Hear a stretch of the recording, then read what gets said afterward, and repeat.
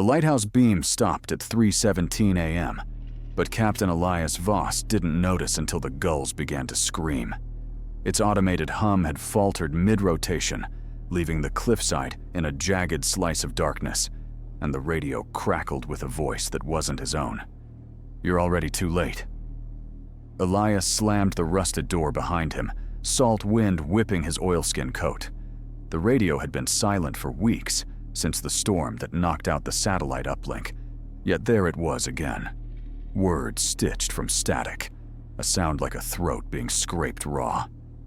He climbed the spiral staircase, boots thudding against each step, until the narrow hatch to the lantern room groaned open.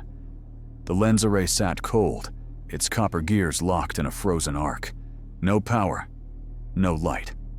Just a faint, acrid smell clinging to the air, like burnt hair. He toggled the emergency panel. The red LED blinked once, then died. Downstairs, the logbook's pages fluttered, as if stirred by a draft, though the windows were sealed. His father had taught him to trust the lighthouse's rhythms, the groan of the generator, the hiss of the foghorn. But this was a new language, one that whispered in the gaps between breaths. At 4:02 a.m., the gulls stopped screaming. Elias found a pencil mark on the wall near the kitchenette. The numbers, 1927, scrawled in shaky loops. He'd never seen the room before. His father's log, buried under a tangle of frayed cables, listed no entries after 1926. The pencil snapped in his grip. The radio crackled again at 5:49. This time, it was a name. Harold. His grandfather's voice, warped and trembling. Elias traced the wiring, found a hidden compartment behind the transmitter. Inside, a photo of 3 men posing outside the lighthouse in 1924. One of them his grandfather, grinning, and 2 others whose faces had been scratched away. A note beneath read, "The light is not a guide. It is a chain. By noon, the shadows in the lighthouse had weight. They pooled in corners, thick as syrup, and when Elias passed the storeroom, a shape lunged at him. Black, winged, and cold as a grave. He staggered back, slamming the door. The key to the storeroom had been in his pocket for years. He'd never used it. That night, the beam flickered to life at 11:11 p.m., spinning wildly, uncontrolled. Elias followed its path down the cliff to the shore, where the waves churned with something vast and pulsing beneath the surface. The beam dipped, then pointed into the water, illuminating a figure standing at the edge of the tide. A man in a lighthouse keeper's coat, his face a smudge of ink, his hand fixed in a silent warning. Elias ran back, fumbling for the manual override. The logbook now had a new entry, ink still wet. "You will be the 4th. The storeroom door creaked open behind him. Inside, 3 coats hung on the wall. His grandfather's, his father's, and his own. The beam outside howled, its light bending like a living thing. When the Coast Guard found the lighthouse at dawn, they found only Elias's coat, the beam spinning uselessly over the empty cliffs. On the radio, a voice hissed through the static. "The light is free." And in the town hall, an old woman with her hair like seafoam smiled, finally remembering why she donated the lighthouse's original blueprints decades ago. The thing in the water had always needed a keeper.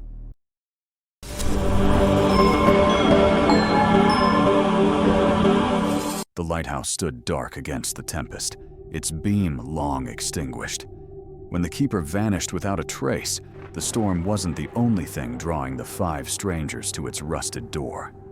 Marine biologist Dr. Elias Voss adjusted her flashlight, its beam slicing through the gale. Beside her, fisherman Tomas Morales muttered in Spanish, his hands trembling around a bottle of tequila. They'd come for answers. Elena to study the bioluminescent algae pooling near the base, Tomas to recover his brother's fishing gear, swallowed by the sea weeks prior. The others were less transparent. Tech prodigy Jules Chen, who'd hacked the Coast Guard's satellite feeds to find the lighthouse's coordinates. Historian Dr. Amir Patel, whose research on the 1923 shipwreck had gone radio silent, and Lila, the quietest of them all, clutching a faded photo of the missing keeper. The door groaned open, revealing a spiral stairwell slick with condensation. Amir's flashlight flickered as they climbed, casting jagged shadows over walls etched with symbols, ancient, angular, like a language chewed to fragments. Tomas swore the air smelled of salt and iron.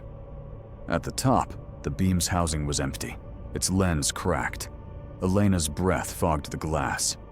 "No body," she said, though the floorboards creaked as if weighted. Jules patted his pockets. "My drone's gone. Entirely gone." Lila stepped into the keeper's quarters, her photo crumpling in her fist. A journal lay open on the desk, pages soaked, but legible. "It's not the storm that's coming," the latest entry read, "but the thing the storm keeps out." The ink bled at the edges, as though weeping. Tomas hurled his bottle at the wall. It shattered, but the shards levitated, suspended in the air like a child's marbles. He lunged, but his hand passed through them. Solid one moment, not the next. And the tequila pooled upward, climbing the walls. They ran, down the stairs, past the symbols now glowing faintly, past the algae in the basement, which pulsed like a heartbeat. Amir tripped, his ankle twisting. When he looked up, the others were gone. The walls hummed, the symbols rearranged into a single word. "Stay." Jules found Elena outside, hyperventilating. "The lighthouse, it's breathing." A low vibration thrummed through the ground, syncing with the algae's pulse. Then the door slammed shut. Inside, Amir discovered the keeper's corpse in the basement. A husk, its face stretched into a grin, teeth sharp as barnacles. The journal's final page fluttered to the floor. "It needs a voice, a mouth, a body." Lila reappeared at the top of the stairs, her photo now showing the keeper's face. "He asked me to take it," she whispered. The storm outside stilled. The algae blazed green, and the symbols on the walls coalesced into a mouth, stretching across the stone. Tomas materialized behind them, his eyes milky white. "You shouldn't have come," he rasped, reaching for Jules. The tequila bottle reformed in his hand, unbroken. The lighthouse shuddered. The mouth on the wall yawned wider, and the air tasted of iron. Lila stepped into it, her body dissolving into light. The algae surged, and the storm roared back to life. Elena fled, Jules close behind, as the lighthouse's beam flickered to life, aimed not outward, but inward, toward the horizon, where a ship's silhouette emerged from the fog. The 1923 shipwreck. Amir, still trapped in the basement, traced the symbols again. They now spelled, "Come." The corpse on the floor sat up, its grin widening to accommodate his scream. The beam found the ship, the fog thickened, and somewhere in the dark, a new journal began to write itself.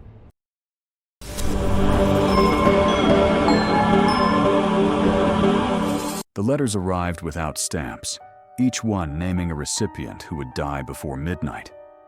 Clara found hers slipped under the door of the Hollowbrook Library, the ink still wet on the jagged scrawl. "Your brother's ashes won't lie still."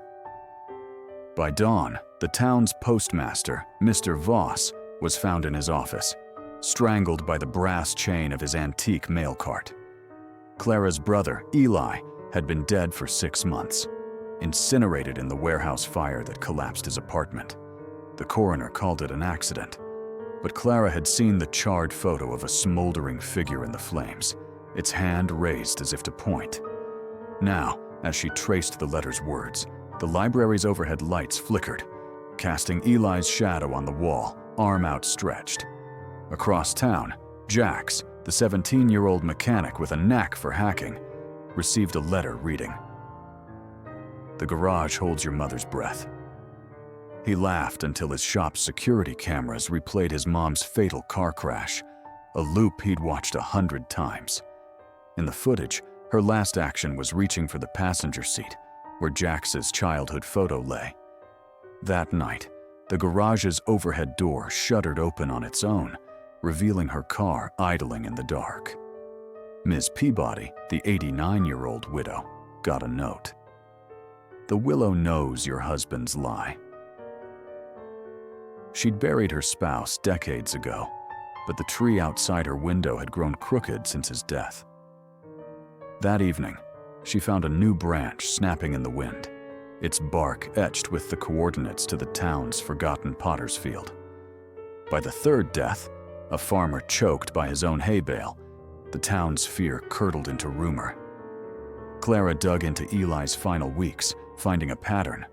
All the letter recipients had been linked to the 1987 fire that killed 7, including the Voss family. The blaze had been ruled accidental, but Clara discovered a handwritten report in the library's archives detailing a suspicious absence of accelerant. The file ended abruptly, its last page torn. Jax hacked into the town's old surveillance systems, uncovering grainy footage of a figure in a soot-covered coat lingering near the warehouse the night of Eli's fire. The face was unrecognizable, but the coat bore the Hollowbrook post office logo. When he confronted Mr. Voss's daughter, Lila, she paled and whispered. He didn't start it. He tried to stop it. Ms. Peabody unearthed the potter's field, unearthing a rusted key and a diary. Its owner, a 19-year-old factory worker, detailed a cover-up. The 1987 fire was arson, set by the town's wealthiest to claim insurance money. The Voss family had evidence, documents hidden in the post office vault. When they refused to stay silent, they were silenced. The letters, Clara realized, weren't warnings. They were a reckoning. Each riddle led to a piece of the buried truth. But solving them didn't stop the deaths. If anything, it hastened them. When Jax decrypted the next letter, the vault's lock counts the lies. Using the key's 7 ridges, the library's walls trembled. The vault yielded a reel of film, its images of the arsonist's signatures.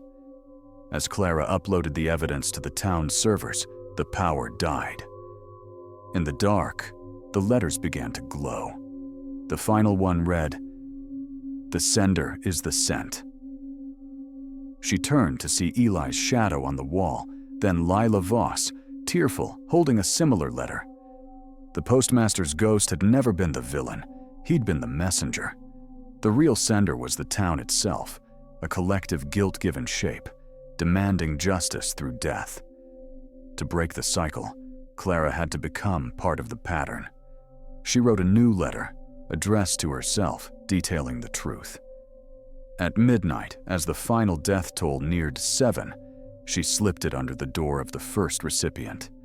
The lights flickered, the shadows stilled. But in the morning, the library's trash bin held a fresh letter, its ink still wet. The next chapter begins with you.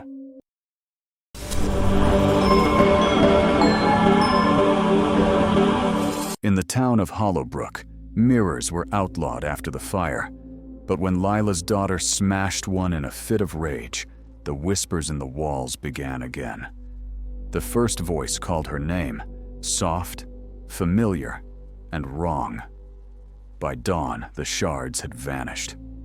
Lila, a schoolteacher with a habit of humming to ward off silence, traced the whispers to the basement of her Victorian home, where the previous owner's belongings lay sealed in a rusted trunk. She'd ignored the realtor's warning about the hush in the foundation, but now the air tasted metallic, like the rusted nails in the walls were bleeding. Her daughter, Mara, no longer slept. "They're counting us," she'd whisper, clutching her stuffed rabbit. Across town, new arrival Elias Voss adjusted his glasses and scribbled in a leather-bound journal. A folklore researcher, he'd come to study Hollowbrook's mirror curse, though his notes hinted at something deeper. Whispers predate the fire. The silence afterward is the true anomaly. He visited the town's only salon, now boarded up, where owner Mrs. Greer still wore a scarf over her face, a relic of the blaze that left her muttering, "They're in the glass." On the third night, Lila found a mirror shard in Mara's soup. The school had reported no break-ins. That evening, the whispers crescendoed into a chorus, and the basement trunk unlatched itself. Inside, a child's doll stared up, its button eyes glowing faintly. When Lila touched it, the walls groaned, and a shadow pooled at her feet, too fluid to be real. Elias arrived at her door, breath fogging in the cold. "Your basement," he said. "It's a conduit." He showed her a photo of the 1923 fire, flames consuming not just the mirror factory, but a crowd of townsfolk holding hands, their faces obscured. "They tried to drown something out," he murmured. "Burned every reflective surface to stop it from seeing." The next morning, Mara vanished. Lila found her sketchbook open on the kitchen table, filled with drawings of a faceless woman in a mirror, surrounded by tally marks. The final sketch bore a single word. "Remember." Elias led Lila to the smoldering ruins of the old factory, now a skeletal frame where the whispers howled loudest. Inside, he uncovered a rusted mirror frame, etched with the names of Hollowbrook's founders. They didn't just burn mirrors, he realized. They burned records, the whispers, their memories, suppressed, then trapped. As night fell, the shadow from Lila's basement reappeared, coiling around Mara's bed. It spoke in her voice. "You let them forget." Lila's hand trembled as she retrieved the mirror shard from her pocket. It had reappeared in her flower jar. When she pressed it to the shadow, the room flooded with images. Townsfolk, laughing, dancing, choosing to sever their own memories to silence a darker truth. Elias gasped. The fire wasn't an accident. They exorcised something by erasing their past. But the whispers? They're the remnants. The thing they couldn't fully bury is hungry for what they stole. In the final act, Lila stood before the factory's shattered remains, mirror shard in hand. The shadow lunged, but she hurled the shard into the wind, shattering it against the moonlit rubble. The whispers stopped. Mara awoke, unharmed, humming a tune Lila didn't recognize. But that night, Mrs. Greer's scarf slipped, revealing a face half melted, half reflection. And in the schoolhouse, Elias's journal fluttered open to a new entry, written in his own hand. "They're not gone. They're in the silence now."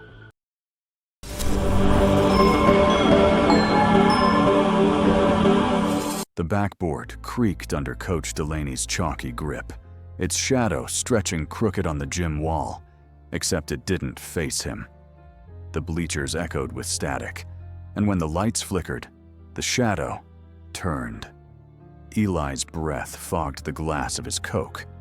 Across the bleachers, Micah, the new student, filmed the shadow with her phone, her thumb hovering over the record button. "You see it," she whispered. The gym doors slammed shut, but the lock had been changed to open.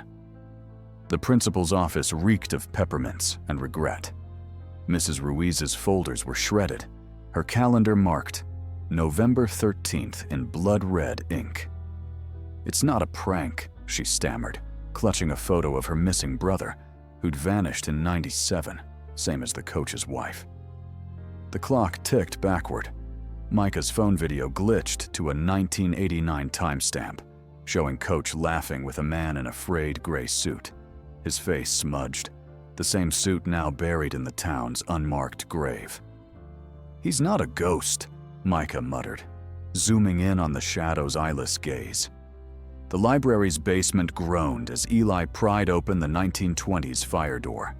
Dust swirled around the iron key he'd found in his mother's locket, the same key etched into the shadow's handprint on the gym wall. A journal slid from the shelves. "To protect the town, I bound the hollow within the mirror. until it learned to speak. Rain lashed the car as Micah read aloud. The hollow hungers for voices. Behind her, a flicker in the rearview mirror, a faceless figure mouthed, "Run," to Eli, who was already sprinting toward the woods. The trees groaned, their branches weaving a tunnel lit by his phone's flashlight, which now cast no light. The riverbank stones were warm, humming with a vibration that made Micah's teeth chatter. She kicked a rock, and it floated upward, trailing ripples like strings. "It's not a curse," she realized, her voice warping. "It's a game." The shadow's laughter echoed, and the river turned black. Eli's flashlight beam snapped on, only to reveal his own face grinning in the glass, the gym's shadow now inside his ribcage. The journal's pages fluttered open to a diagram. The hollow feeds when the bound voice is heard. Micah's phone blared a notification. 3 missed calls from a number he recognized. His mother's dead. The clock ticks forward. The journal's ink bled anew. To bind, the voice must be willingly silenced. Micah's breath fogged the glass as Eli's fingers curled into claws, his eyes now twin voids. "It's answered you too," he rasped, the hollow's voice a choir of fractured echoes. The key in his palm grew warm, humming in time with the river's black pulse. A branch snapped. Their footstep behind them. "Don't look back," Micah hissed, clutching the journal. The pages flipped autonomously. The hollow hungers when the heart beats twice, once for the living, once for the bound. Her pulse doubled. Eli staggered, his face splitting into 2. One side his own, the other a mirror of the faceless figure from the mirror. "It's using him," the real Eli choked, clawing at his throat. The hollow's laughter vibrated in the stones. The key glowed. Micah pressed it to the locket, which now hung from Eli's neck. His mother's, not his. "You inherited the chain," the journal hissed. She died to keep the hollow fed. The river surged, lifting Eli's boots. "Run!" he screamed, his voice fraying into the hollow's song. Micah fled, the woods warping into a corridor of glass trees. A whisper. One voice. One key. The locket burst open, the key plunging into her palm as Eli dissolved into smoke. The hollow's face took shape in the river. Her mother's eyes, her grandmother's mouth. "You're the next," it cooed, to keep the hollow from breaking. The journal's final page fluttered. The bound becomes the binder. Micah plunged the key into her throat. Silence. The river stilled. The hollow's face froze, then crumbled into ash. Micah stood, her voice gone, the locket cold.